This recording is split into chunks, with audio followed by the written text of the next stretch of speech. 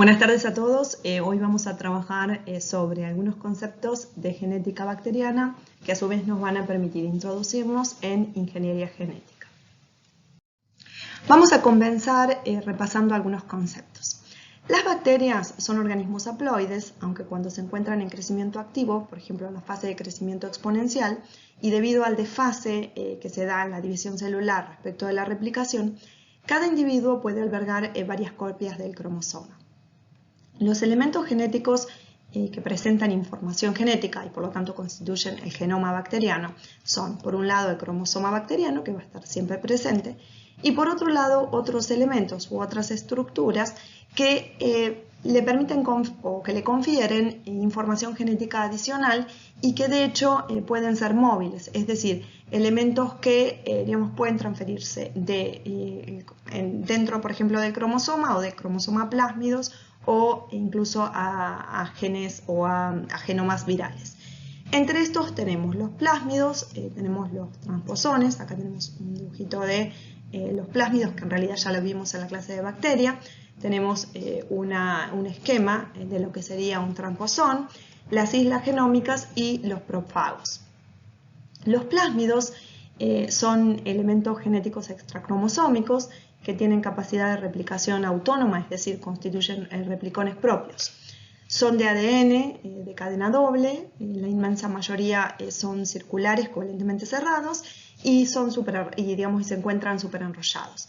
Aunque algunos, como por ejemplo en el caso del género Borrelia y en algunos actinomicetes, también existen plásmidos de tipo lineales. Los transposones, que ahora los vamos a ver más en detalle, son elementos genéticos móviles que pueden trasladarse de un lugar a otro del propio cromosoma o entre el cromosoma y plásmidos o incluso hasta genomas víricos. Entre los elementos genéticos también tenemos las islas genómicas, que presentan tamaños entre 10 y 500 kilobases, y están presentes en ciertas cepas de una especie, pero no en otras. Estas confieren ventajas adaptativas a las cepas que las poseen y son parecidas a grandes transposones que se insertan frecuentemente cerca de ciertos genes cromosómicos, como por ejemplo los de ARN de transferencia. Y que están generalmente enmarcados en secuencias cortas repetidas, similares a las que usa el fago lambda. Algunas de estas islas pueden transferirse activamente entre células debido a que también pueden presentar algunos genes parecidos a los de los plásmidos conjugativos. Además, en las islas genómicas se clasifican en diferentes tipos en función de la ventaja adaptativa que confieren. Las primeras en descubrirse fueron las llamadas islas de patogenicidad, que les permiten a las cepas que las tienen llevar a cabo acciones patogénicas sobre un organismo susceptible o sobre una célula blanco particular. Y esto es debido a que llevan o codifican para productos como toxinas, adhesinas o sideróforos, que son importantes factores de virulencia. Por ejemplo, un Escherichia coli comensal se puede convertir en patógena si adquiere unas determinadas islas de patogenicidad. Las islas de patogenicidad pueden estar localizadas en el cromosoma o en plásmidos. Y por último, en la clase anterior dijimos que los fagos también pueden insertarse en el cromosoma bacteriano y permanecer como fagos atemperados, lisogénicos o profagos. Todo esto nos muestra que una especie bacteriana puede presentar cepas con diferentes genomas, es decir, con distinta información genética y a su vez con diferentes genotipos. Profundicemos un poquito más respecto de los plásmidos. Algunos poseen la capacidad de integrarse reversiblemente en el cromosoma bacteriano.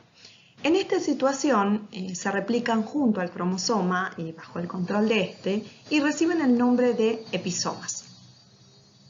Ciertos plásmidos pueden ser transmisibles de una bacteria a otra a través de contactos intercelulares. A esto se les llama plásmidos conjugativos. Son autotransmisibles y se transfieren entre cepas por medio de un proceso llamado conjugación. Algunos de estos plásmidos no solo se transfieren entre cepas de la misma especie, sino que además son capaces de hacerlo entre especies y géneros muy diversos. A estos se los llama plásmidos promiscuos o de amplio espectro de hospedadores y son muy importantes en el fenómeno de transferencia horizontal de información genética entre grupos bacterianos filogenéticamente alejados. Cuando los plásmidos son no conjugativos, que estamos en estos casos, carecen, en definitiva, de la información genética necesaria para producir la conjugación.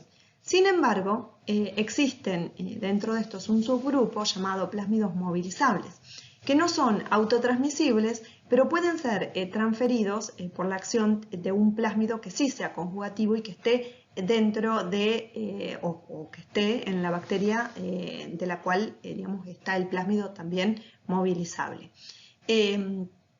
Otra forma de que un plásmido no conjugativo pueda transferirse de una bacteria a otra es a través de transposones conjugativos, es decir, plásmidos que presentan la propiedad de promover su diseminación de una bacteria a otra por conjugación, pero utilizando un transposón conjugativo. Según las funciones digamos, las funciones fenotípicas que codifiquen los plásmidos, podemos encontrarnos con plásmidos de resistencia, que son los plásmidos R, que codifican para una o más resistencia a drogas, como por ejemplo antibióticos, y también puede ser a metales pesados o a otra sustancia que sea tóxica en general para la mayoría de los microorganismos o de las bacterias. También tenemos los plásmidos bacteriocinogenéticos o bacteriocinergénicos que codifican bacteriocina para bacteriocinas. Los primeros que se estudiaron fueron los plásmidos Col en Escherichia coli por su capacidad de producir colicina y por eso muchas veces se llaman directamente plásmidos Col. También tenemos los plásmidos de virulencia que codifican factores de virulencia relacionados con el mecanismo de patogenicidad del microorganismo en cuestión. Y también hay algunos que codifican factores de colonización, es decir, adhesinas necesarias para la invasión de los tejidos en el hospedador, para la colonización, infección e invasión. También podemos encontrar plásmidos con funciones metabólicas o degradativas. Como ejemplo, tenemos los plásmidos de ciertas cepas de pseudomonas que codifican para enzimas implicadas en el uso de sustancias xenobióticas o recalcitrantes que no podría usar sin la presencia de dichos plásmidos, como por ejemplo para la degradación de octano, tolueno, sileno. Estos digamos, plásmidos han sido muy importantes, sobre todo en microbiología ambiental, para el desarrollo de los fenómenos o de las actividades de biorremediación. Otros plásmidos permiten, por ejemplo, en el género Rhizobium, realizar la simbiosis de la bacteria digamos, hacia los pelos radiculares de las plantas de tipo leguminosa y de esta forma que éstas puedan actuar como fijadoras de nitrógenos en los nódulos radiculares de estas plantas. En el caso de Agrobacterium tumefaciens, que es una bacteria ampliamente utilizada en ingeniería genética, los plásmidos TI y RI son los responsables de la producción de tumores en las plantas dicotiledóneas y de hecho nosotros vamos a volver a esta información que es importante cuando demos las aplicaciones que tiene la información en genética bacteriana para el desarrollo de biotecnología e ingeniería genética. Entonces, la variabilidad genética de una bacteria va a estar relacionada a mecanismos que introduzcan cambios en la información genética. Y eso va a constituir uno de los factores importantes de la evolución y de la diversidad de los microorganismos. Esta variabilidad genética en bacterias podemos decir que puede estar relacionada a dos tipos de procesos en general: mutaciones y recombinación. Sabemos que las mutaciones son cambios hereditarios en la secuencia de bases de ácido nucleico del genoma de un microorganismo y que la recombinación es un proceso por el que elementos genéticos preexistentes, separados y de distinto origen, se juntan en una unidad. Ahora vamos a volver con un poquito más de detalle a este tema. No vamos a desarrollar mutaciones porque ustedes esto ya lo vieron en biología, solo vamos a recordar algunos conceptos que nos sirven para comprender mejor el tema. Tenemos por un lado una cepa aislada de la naturaleza a la cual le llamamos cepa salvaje. Esta sufre algún tipo de cambio o mutación del tipo que ustedes quieran, puede ser una mutación puntual, de lesión o inserción, por lo que luego vamos a obtener una cepa mutante. Para denominar una cepa mutante nos podemos referir tanto al genotipo como al fenotipo. En cuanto al genotipo, por ejemplo, el gen ISC de Escherichia coli codifica para una proteína cuyo producto es también ISC, y las mutaciones del gen ISC se van a denominar ISC1, ISC2. Este gen va a participar en la biosíntesis del aminoácido histidina. Los números 1 o 2 se refieren al orden en el cual se van aislando los mutantes. Observen que el genotipo se describe colocando 3 letras minúsculas que identifican el gen, seguido de una mayúscula y todo en cursiva. En cambio, el producto de dicho gen, o sea, la proteína, se escribe con una letra mayúscula y 2 minúsculas, y en letra normal, no cursiva. En cuanto al fenotipo, el fenotipo se designa con una mayúscula seguida de 2 minúsculas y un superíndice con el signo más o menos, en función de si presenta o no presenta la propiedad que se está evaluando. En este caso, la capacidad de sintetizar el aminoácido histidina. A la cepa que no es capaz de sintetizar, en este caso el aminoácido, se le llama cepa mutante ausótrofa. Y dicha bacteria solo será capaz de proliferar en un medio de cultivo al cual se le ha añadido el aminoácido histidina. En cambio, a la cepa salvaje, que sí presenta la capacidad de sintetizar el aminoácido histidina, se le llama cepa protrótrofa y por lo tanto no va a necesitar agregarla en el medio de cultivo. Las mutaciones también las podemos clasificar en seleccionables o no seleccionables. Las mutaciones seleccionables confieren una ventaja al mutante y las no seleccionables no confieren ninguna ventaja al mutante.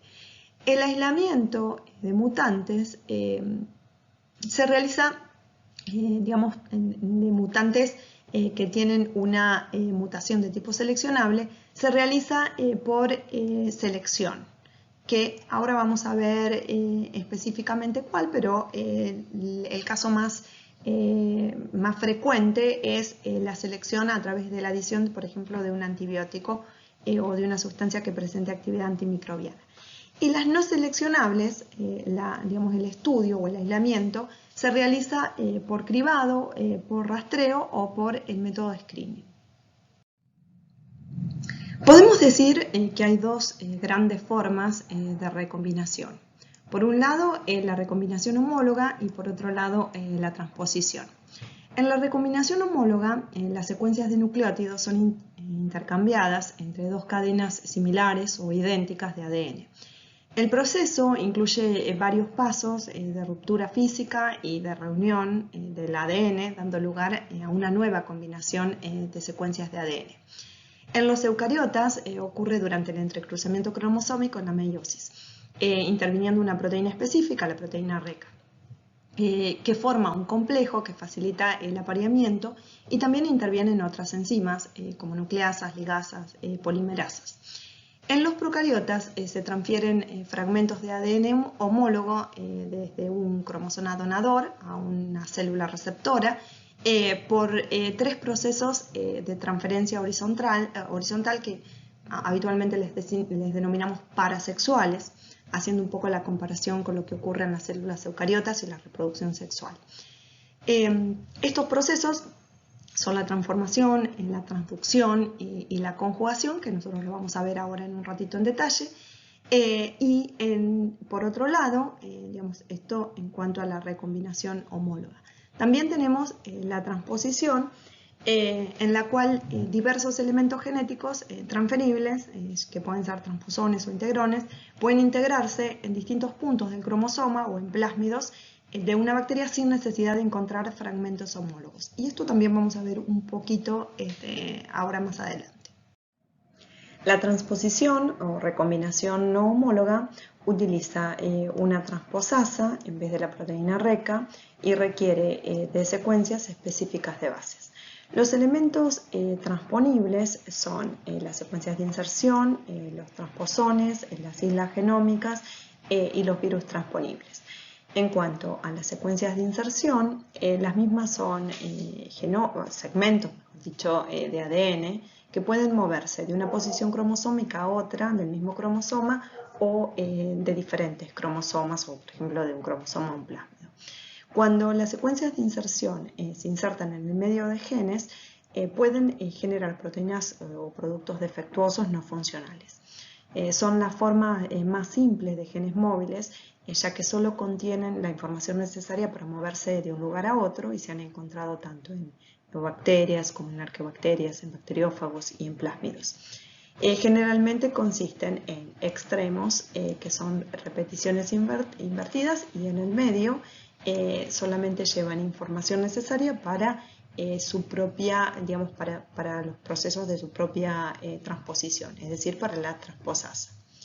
En cuanto a los transposones, que aquí tenemos un ejemplo, son más largos que las secuencias de inserción y llevan otros genes.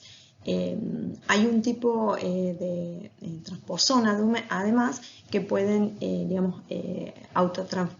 que pueden transferirse entre células, que se llaman transposones de tipo conjugativo. Y en los genes que pueden codificar y transponer, muchos de ellos son genes relacionados a la resistencia a antibióticos.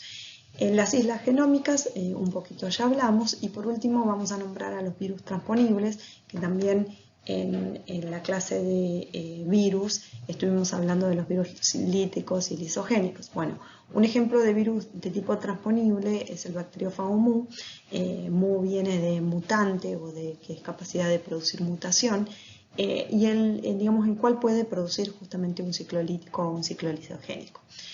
Cuando Mu se inserta dentro de un genoma de bacterias, lo hace al azar por un mecanismo de tipo transposicional, por lo cual puede generar fácilmente mutaciones en el cromosoma del hospedador. Y su reproducción es de tipo replicativa, es decir, cada copia de Mu se inserta en otra parte del cromosoma, por lo tanto es como si fuese un transposón que tiene la capacidad de empaquetar su ADN e iniciar el ciclo lítico. Ahora vamos a ver cuáles son los mecanismos de transferencia horizontal de información genética que permiten, que se produzcan los procesos de recombinación homóloga en procariotas, y que por lo tanto van a dar lugar a una variación en la información genética de la cepa que está implicada. Estos mecanismos son de tres tipos: la conjugación, transformación y transducción. En el caso de la conjugación, la misma se produce por transferencia de plásmidos, y también se pueden transferir genes cromosómicos arrastrados por plásmidos desde bacterias donadoras a bacterias receptoras. Entonces acá tenemos una bacteria donadora que presenta un plásmido de tipo conjugativo y es capaz de, a través de este mecanismo de conjugación, producir otras bacterias o transferir estos plásmidos, otorgándole a la célula receptora la información genética contenida en ese plásmido. En el caso de la transformación, lo que se produce es una penetración de ADN desnudo directamente a través de la pared celular de la bacteria receptora. Esta porción o esta secuencia de información genética luego se recombina por el proceso de recombinación homóloga, y es esto lo que va a dar lugar a esta diversidad genética de esta célula implicada. Y por último tenemos la transducción, en la cual la transferencia de la información genética se va a dar mediante un bacteriófago que justamente es quien va a actuar como vector en el cual se transfiera esa información genética, es decir, como partícula de tipo transductora. Bueno, pasemos a ver ahora la conjugación. La conjugación es un mecanismo en el cual se produce la transferencia por contacto célula-célula específico entre dos organismos donde se transfiere un plásmido o una porción del cromosoma movilizada por ese plásmido, pero también se pueden autotransferir otros segmentos, como por ejemplo los transposones conjugativos. Las bacterias donadoras son las que poseen los plásmidos conjugativos, también llamados factor F. F viene de fecundidad y hace alusión a ese mecanismo parasexual que nosotros ya estuvimos hablando. Estas bacterias, supongamos esta, es una bacteria F+, cuando el factor F está separado del cromosoma. Pero en ocasiones ese plásmido conjugativo tiene la capacidad de integrarse, o sea, de recombinarse con el cromosoma bacteriano y forma lo que se llama una célula de tipo HFR. HFR viene de alta frecuencia de recombinación. Las bacterias receptoras que tenemos acá carecen del plásmido o del episoma y se denominan F-. Durante la conjugación, el plásmido de la bacteria F+, o sea, la que posee digamos, el plásmido conjugativo, pasa a través de un pili sexual que codifica el propio plásmido conjugativo a la bacteria receptora, que es la que carece de ese plásmido F+, y por lo tanto, o sea, sería F-, ¿no? Y por lo tanto, ahora se va a convertir también en una bacteria que va a poseer el plásmido conjugativo. La bacteria F+ no pierde su condición de donadora, ya que digamos, la forma de replicación del plásmido es mediante el mecanismo de círculo rodante, que nosotros ya lo vimos anteriormente. Y por lo tanto, digamos, va a pasar solamente una cadena a través de este pili sexual, una cadena del plásmido, y luego se va a sintetizar la complementaria digamos, en la bacteria receptora. De esta forma, digamos, a partir de una bacteria de tipo F+, obtenemos dos bacterias de tipo F+. Y acá tenemos una ilustración de lo que se explicó en la diapositiva anterior. Tenemos la conjugación de una célula de tipo F+, es decir, una célula que además de su cromosoma, que siempre está presente, posee un plásmido de tipo conjugativo. Recordemos que los plásmidos conjugativos son aquellos que tienen información genética necesaria para digamos, la síntesis de un pili sexual que va a estar implicado en el proceso de conjugación. Entonces, esta bacteria F+, tiene la capacidad de producir este pili sexual que cuando se contacta específicamente o interacciona específicamente con una bacteria de tipo F-, le puede digamos, transferir su plásmido a través del mecanismo de círculo rodante y por lo tanto esta célula, que antes era F-, ahora se va a convertir en una célula de tipo F+. Otro caso es en el caso de los plásmidos conjugativos que pueden transformarse en episomas y lo tenemos acá. Es decir, que ese plásmido F+, digamos, se inserta en el cromosoma, por lo cual queda convertida en una célula de tipo HFR o de alta frecuencia de recombinación. Cada recombinación origina una HFR distinta dependiendo de la zona en el cromosoma donde se inserte ese plásmido para digamos, convertirse en episoma. Una vez integrado el plásmido al cromosoma, bueno, se va a replicar con ella y en el proceso de conjugación con una célula F-, puede movilizar grandes bloques de genes. ¿Ven? Cuando digamos, se produce la transferencia, es decir, cuando el plásmido pasa a comandar la célula y permite la transferencia de ese plásmido, en realidad lo que hace es acarrea porciones de genes presentes en el cromosoma bacteriano. Por lo cual, lo que acarrea es no solamente la información genética del propio plásmido, sino también una porción del cromosoma bacteriano.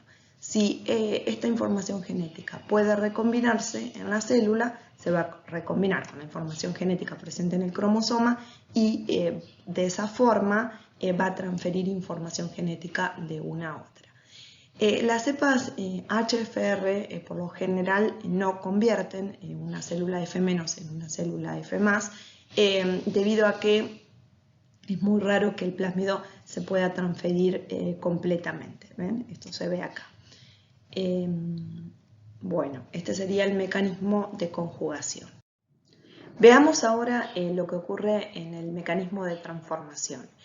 Primero de todo, recordemos que la célula receptora, es decir, aquella que va a adquirir nueva información genética, tiene que estar en un estado de competencia para poder ingresar ese material genético y para poder procesar.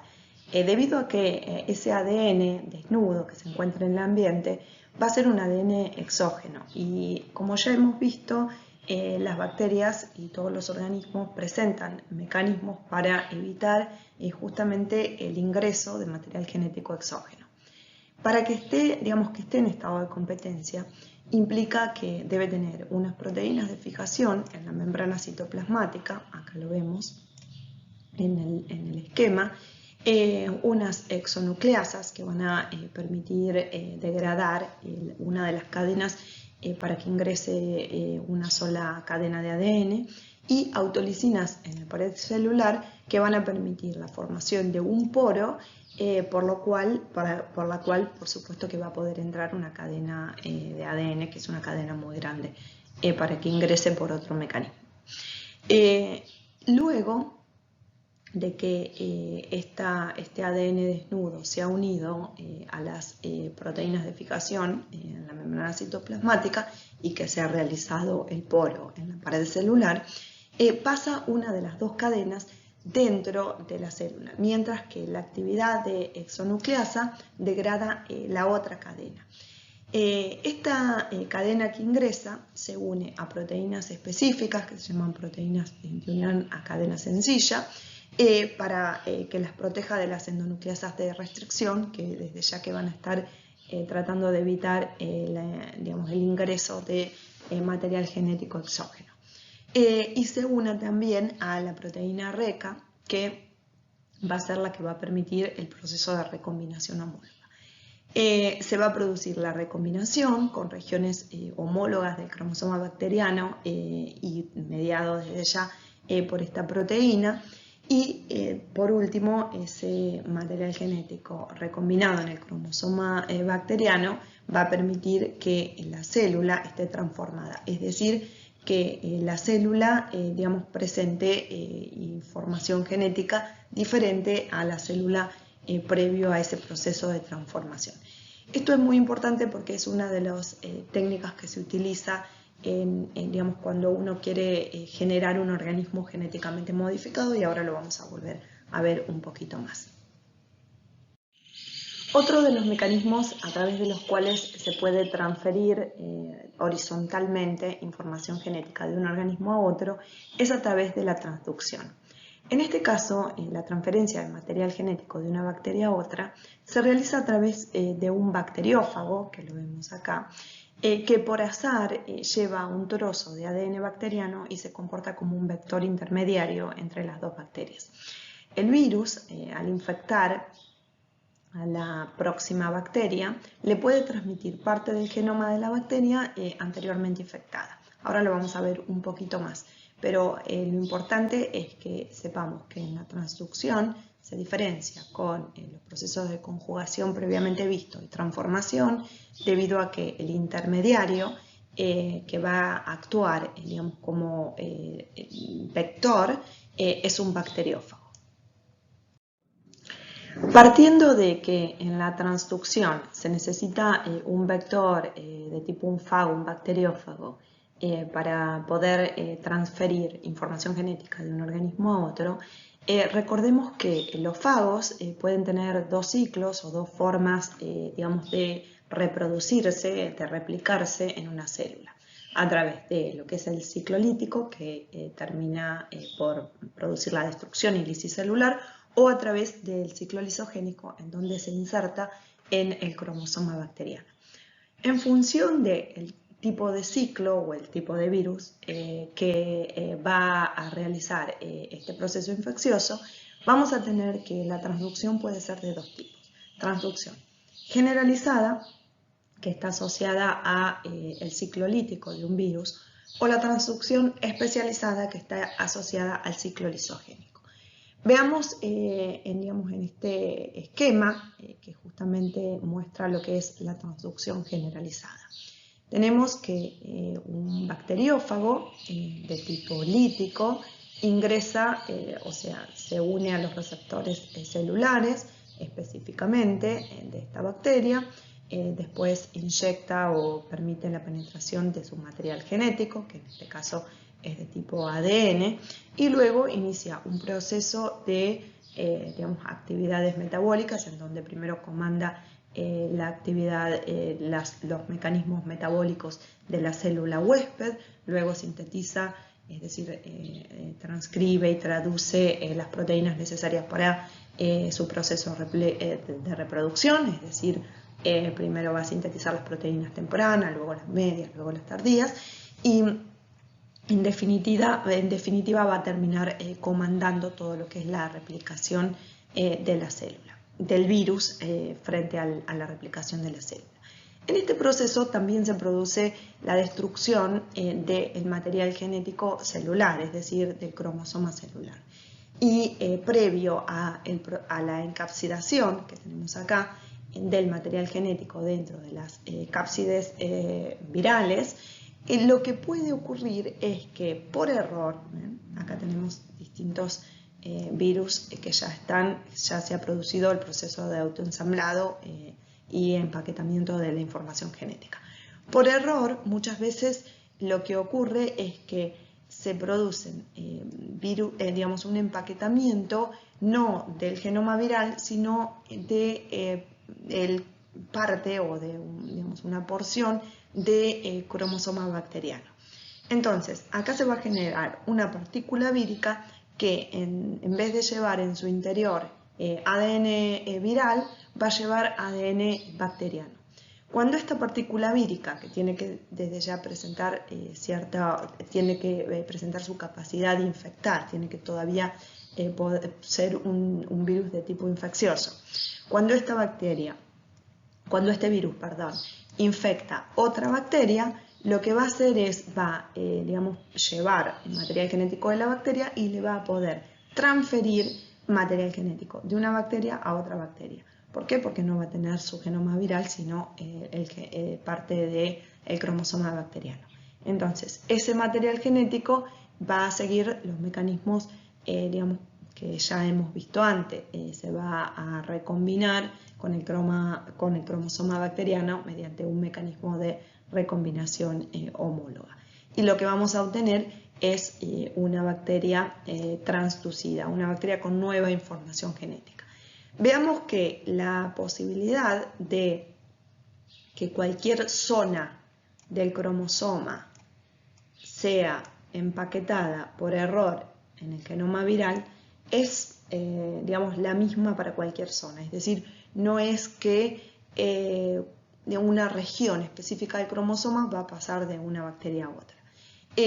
Por ese motivo se denomina transducción generalizada y se asocia al ciclo lítico. Ahora vamos a ver que en la transducción especializada la cuestión es diferente en cuanto a que la probabilidad de que cualquier cromosoma pase de una bacteria a otra es otra, porque en realidad va a estar asociada a las zonas de inserción del fago, que son específicas para cada tipo de fago diferente.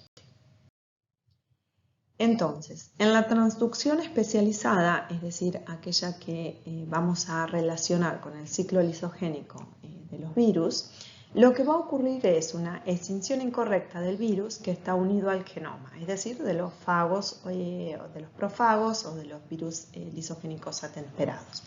Lo que vemos en esta imagen es el proceso de infección de un virus lisogénico que después de unirse a los receptores celulares ingresa su material genético y ese material genético es insertado, es recombinado con el cromosoma bacteriano. Este virus se va a reproducir en forma, junto al cromosoma bacteriano, pero en un momento determinado y muchas veces relacionado a condiciones ambientales, se inicia el ciclo lítico.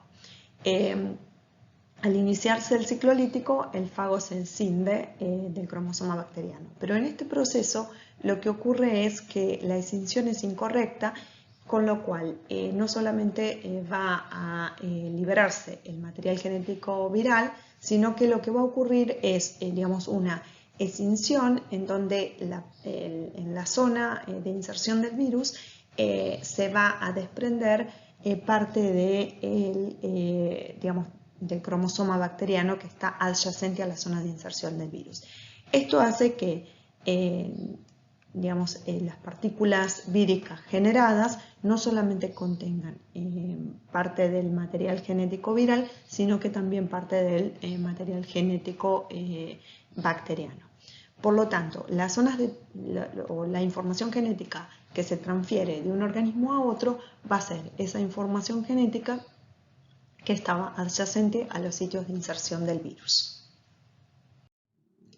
Toda esta información sobre genética bacteriana, aparte de servir para conocer la variabilidad genética, la evolución, la forma en que los organismos funcionan en la naturaleza y se relacionan con otros organismos, sirve para aplicarla en procesos biotecnológicos.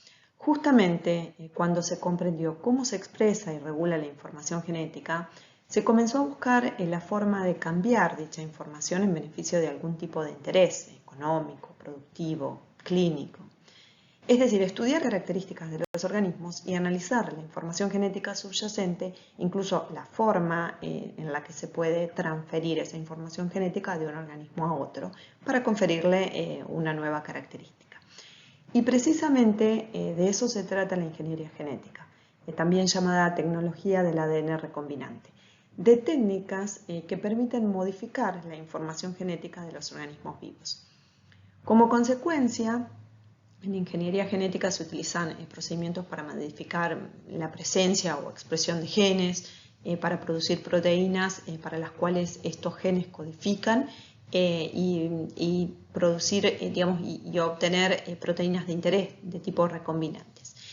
En este sentido, se ha utilizado la ingeniería genética, por ejemplo, para producir sustancias útiles como proteínas de mamíferos como hormonas, como por ejemplo la insulina o la hormona del crecimiento, antibióticos modificados, sustancias que tienen importancia en el uso industrial, por ejemplo, mejorando el rendimiento de microorganismos, para producir vacunas.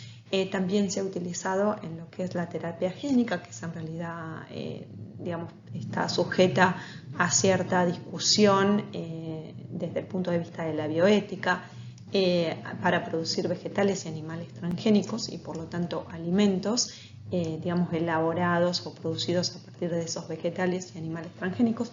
También está sujeta a todo lo que tiene que ver con la discusión bioética y también tiene aplicaciones en lo que es biotecnología ambiental, principalmente asociada a procesos, por ejemplo, de bioremediación, que hoy en día, digamos, tienen particular interés, sobre todo cuando se producen algunos tipos, por ejemplo, de accidentes con sustancias que puedan llegar a ser, digamos, de difícil degradación o con sustancias en las cuales, digamos, no haya una gran cantidad de microorganismos que naturalmente puedan degradar estas sustancias.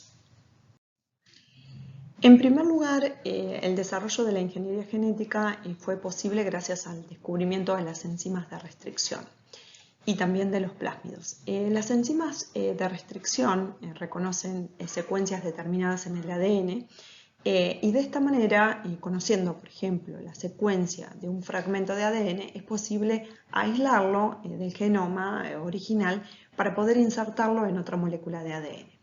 Hay muchas enzimas de restricción obtenidas a partir de bacterias que sirven como herramientas en ingeniería genética. Por ejemplo, las enzimas de restricción reconocen secuencias de 4, 6 o más bases y cortan, generando extremos romos o extremos cohesivos.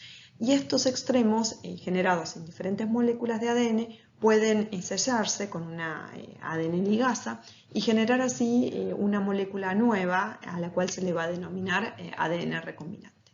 Acá tenemos un ejemplo de la enzima de Corry de Escherichia coli y los sitios de corte, donde se puede observar la escinsión que va a permitir la generación de extremos de tipo cohesivo. Y acá tenemos una serie de enzimas que se han utilizado en ingeniería genética con otros propósitos, por ejemplo para la subtipificación de cepas, y cada una de las fuentes, los sitios de reconocimiento y el patrón de corte que produce. Estos son simplemente algunos ejemplos que tienen, de enzimas que tienen interés en biotecnología. Uno de los elementos genéticos que se ha utilizado ampliamente en ingeniería genética son los plásmidos. Los plásmidos, como ya saben, son moléculas de ADN circulares que se pueden aislar de bacterias y pueden extraerse de las mismas e incorporarse a otras a través de un proceso de transformación. En este caso no es un plásmido conjugativo, sino que es un plásmido que no tiene capacidad de autotransmitirse, sino que nosotros lo vamos a tener que incorporar a otra célula.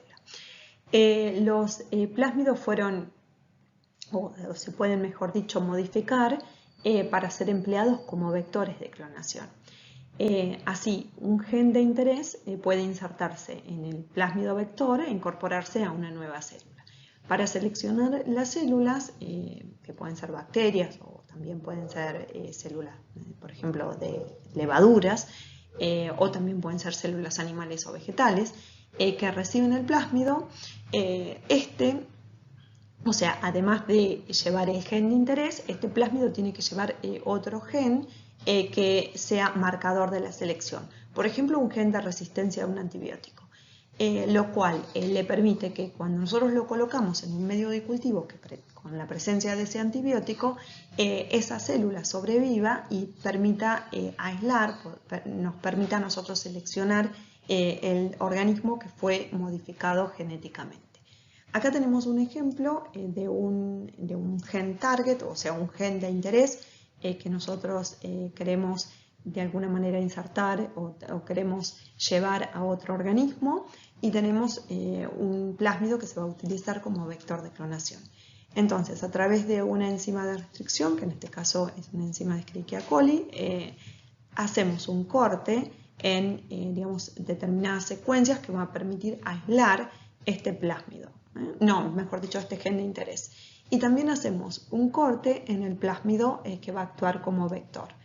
Luego ponemos en contacto, ponemos en incubación el gen de interés con el plásmido, y esto lo ponemos junto a enzimas de tipo ligasa que permitan luego hacer el sellado entre el material genético del plásmido y el gen de interés, con lo cual vamos a obtener un plásmido de tipo recombinante. Una vez sintetizado el plásmido recombinante con el gen de interés, debemos introducirlo en un vector celular adecuado y luego al organismo receptor. Por último, tenemos que hacer crecer ese organismo genéticamente modificado. Por ejemplo, en el caso de un gen o una propiedad insecticida muy importante de unas bacterias del suelo, Bacillus thuringiensis, que han servido para generar maíz que sea resistente justamente a ciertos insectos, lo primero que se hace es, se identifica el gen de resistencia, o mejor dicho, la propiedad de resistencia a insectos, y luego los genes o la información genética que van a codificar esa característica. Luego se sintetiza un plásmido recombinante u otro vector de clonación que lleva ese gen de interés y además un marcador de selección, que generalmente consiste en genes de resistencia a antibióticos. Estos vectores de clonación se deben incorporar en un microorganismo que generalmente se hace por transformación, y luego ese microorganismo, que es Escherichia coli, transfiere los genes o los plásmidos recombinantes por conjugación a otra bacteria, en este caso Agrobacterium tumefaciens. Agrobacterium tumefaciens tiene la condición natural de poder transferir material genético desde esa bacteria a las células o a ciertas células vegetales, y de esta manera podemos obtener un organismo genéticamente modificado. Agrobacterium tumefaciens es una bacteria que causa una especie de tumor vegetal llamado agalla de la corona, al transferir a la planta los genes responsables de la enfermedad utilizando un sistema natural de transformación. Cuando se conoció este sistema de transformación, y gracias a los avances en ingeniería genética, se comenzó a utilizar este vehículo para introducir ADN foráneo en las plantas. Naturalmente, esta bacteria contiene un plásmido llamado TI, que viene de inductor de tumores, que contiene información genética que se transfiere a la planta llamada ADN-T. La bacteria detecta por mecanismos quimiotácticos sustancias químicas liberadas por las plantas cuando presentan ciertas heridas, y luego ingresa a través de estas heridas al interior vegetal. Luego se adhiere y sintetiza microfibrillas de celulosa que le permiten formar una especie de agregados bacterianos sobre las células. Y ahí comienza un proceso de transferencia de la porción tADN del plásmido TI, o sea, del inductor de tumores. En este proceso tienen mucha importancia los genes Vir, que van a participar justamente en esa transferencia del material genético tADN. Estos genes Vir codifican una serie de proteínas de tipo endonucleasas, sistemas de secreción tipo 4 y otras proteínas con otras funciones. Y además, y el ADN, digamos, una vez que ingresa al núcleo de las células eucariotas, se integra en el genoma de la planta y modifica los eventos normales de crecimiento vegetal. Este tADN silvestre contiene genes necesarios para la síntesis de hormonas que provocan un crecimiento descontrolado de las células vegetales, o sea, serían oncogenes, y también tiene genes de síntesis de opinas que son específicas para la nutrición de las bacterias. Es así como termina produciendo un crecimiento descontrolado que lleva a la generación de ese tumor que se llama agalla de la corona. Acá vemos cómo se manifiesta en el vegetal. Y acá vemos el plásmido TI con los genes necesarios para la síntesis, o sea, con los oncogenes, con los genes Vir y con los genes para el catabolismo de las opinas. Y bueno, tenemos el proceso en el cual se sintetizan a través de las heridas que se producen, se generan sustancias que atraen la bacteria y comienza el proceso de infección y de transformación celular de la célula eucariota, ¿no? A través de la transferencia del plásmido o de la porción de tADN del plásmido TI.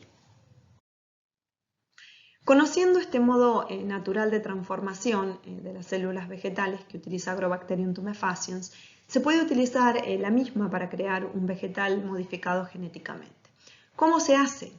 Primero de todo se construye un vector binario recombinante que en realidad consiste en dos plásmidos, por eso binario, un vector de clonación y un plásmido auxiliar o ayudante. El plásmido TI modificado, es decir, el ayudante, consiste básicamente en un plásmido TI al cual se le han eliminado los genes que inducen el proceso patológico tumoral en la planta, pero que conserva los genes necesarios para transferir plantas, es decir, en los genes Vir que permiten movilizar a la región del tADN del vector.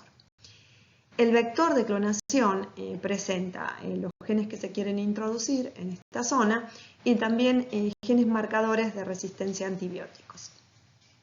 El ADN que se desea clonar se inserta dentro de este vector que luego es introducido por transformación en Escherichia coli y luego Escherichia coli lo transfiere por conjugación en Agrobacterium tumefaciens.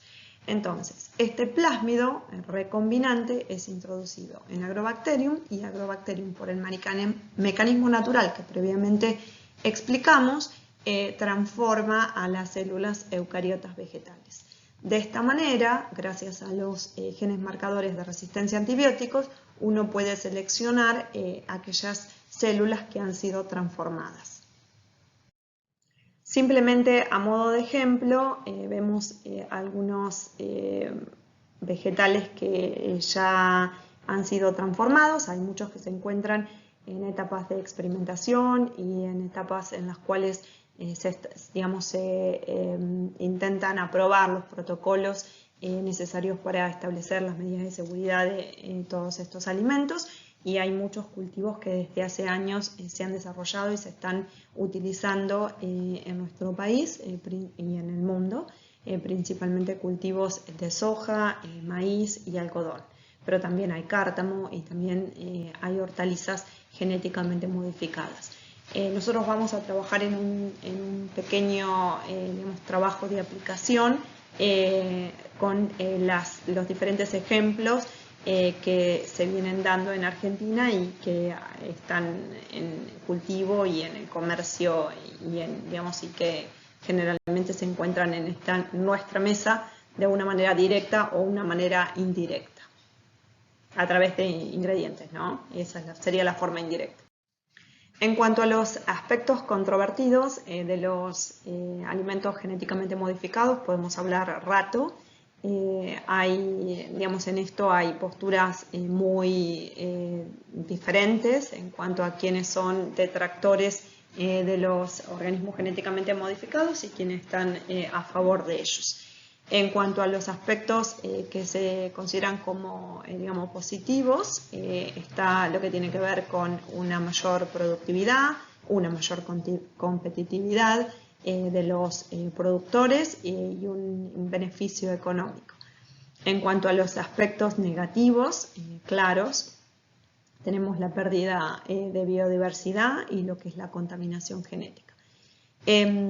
De todos modos, hay muchas de estas cuestiones es muy interesante que las pensemos, las planteemos y que integremos en estas cuestiones todo lo que son los conceptos y los principios bioéticos, sin siquiera entrar en otros aspectos que tienen importancia, como por ejemplo los religiosos, culturales y un montón de cuestiones que complejizan el tema. De esto da mucho para hablar y lo conversamos en videoconferencia. Bueno, existen muchísimos ejemplos de metabolitos importantes para la industria de los alimentos y otro tipo de industrias, como por ejemplo aminoácidos, ácidos orgánicos, alcoholes, vitaminas, enzimas, que se pueden obtener a través de tecnologías recombinantes. Los productos de la biotecnología se aplican hoy a un gran número de industrias, como por ejemplo, desde ya que la industria alimenticia, pero también la industria farmacéutica, textil, la industria del papel, detergentes. En realidad, antes de que se inicie toda esta era de ingeniería genética, muchos productos se obtenían a partir de microorganismos, utilizando bacterias, levaduras y hongos filamentosos, por ejemplo enzimas, pero se necesitaba realizar grandes cantidades de cultivos y después había toda una cuestión que tenía que ver con la purificación de estos productos. Actualmente, al estar este tipo de tecnología disponible, es decir, lo que son proteínas recombinantes o un montón de otros metabolitos que surgen a partir de organismos genéticamente modificados, los procesos no solamente se simplifican en cuanto a los procesos de obtención, sino que también los tiempos se acortan. Es decir, hay muchos beneficios que actualmente conocemos tanto en los campos de la industria como en la clínica, como en los aspectos que tienen que ver con productos farmacológicos. A modo de ejemplo, en esta tabla tenemos algunos de las enzimas que se emplean en diferentes tipos de industria, particularmente en la industria alimenticia. La gran mayoría se obtiene hoy en día de microorganismos genéticamente modificados.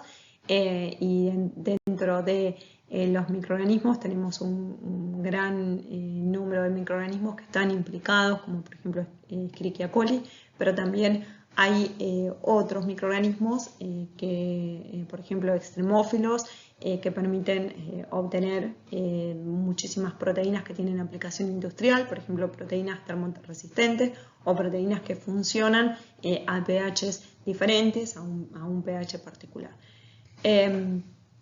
Como ejemplo, en la industria láctea podemos utilizar la tripsina, podemos utilizar la lactasa. Esto nos permite degradar la lactosa y así obtener, por ejemplo, una leche deslactosada que permita ser consumida por personas que tienen intolerancia a la lactosa. Este es solo un ejemplo. Acá tenemos otro ejemplo en que sería de la renina, la enzima renina o cuajo, que se utiliza en la fabricación de quesos. Bueno, tenemos también nuevamente la lactasa, pero en este caso para la fabricación de helados tiene más un objetivo de tipo tecnológico, es decir, evita la textura arenosa que se provoca por la cristalización de la lactosa y también permite utilizarla en otras aplicaciones, como por ejemplo para la elaboración de jarabes de alta fructosa. Bueno, acá tenemos una serie de enzimas utilizadas tanto en la industria cárnica como en la industria de panificación, en la cervecería, para vinificación y para bebidas no alcohólicas. De todos modos, nosotros vamos a volver a algunas aplicaciones en lo que sería la unidad 3, que es de elaboración de productos y utilización de la biotecnología, ya sea tradicional o la biotecnología derivada de la ingeniería genética para la elaboración de alimentos. Continuando con algunos ejemplos, en esta tabla vemos algunos productos que también se obtienen utilizando microorganismos y sus formas recombinantes, como por ejemplo Escherichia coli o levaduras como Saccharomyces cerevisiae. Vemos acá una serie de productos que tienen importancia en lo que es todo lo que es la producción farmacológica y por lo tanto que a partir de ahí tiene implicaciones más que nada en clínica y medicina humana, incluso también veterinaria. Bueno, cerrando un poquito esta clase, la idea en este encuentro era ver los aspectos generales de lo que es genética bacteriana y cómo estos conocimientos se han aplicado para el desarrollo de la biotecnología y particularmente para la ingeniería genética.